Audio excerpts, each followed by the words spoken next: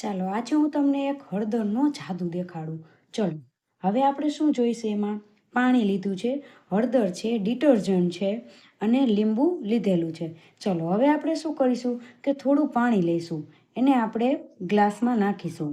હવે તેમાં આપણે થોડી હળદર ઉમેરી દઈશું. ચલો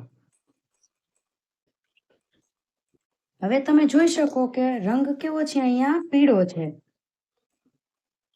ચલો થોડું વધારે પાણી લઈએ એટલે કે તમને સરસ દેખાય. ચલો કેવો રંગ છે? અહીંયા પીળો રંગ છે.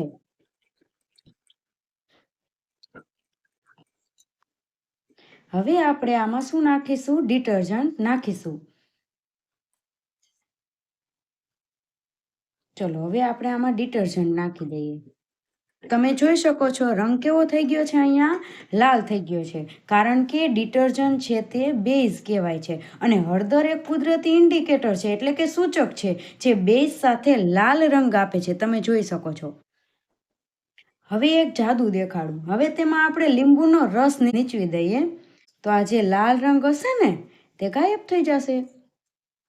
ચલો હવે તમને ધીરે ધીરે પ્રક્રિયા થતી દેખાય છે. આને તટસ્થીકરણ કહેવાય છે, એટલે કે ન્યુટ્રલાઇઝેશન.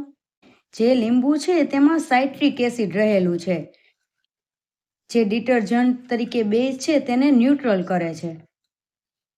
જો થઈ ગયો ને, પાછો હતો ને એવો રંગ પીળો.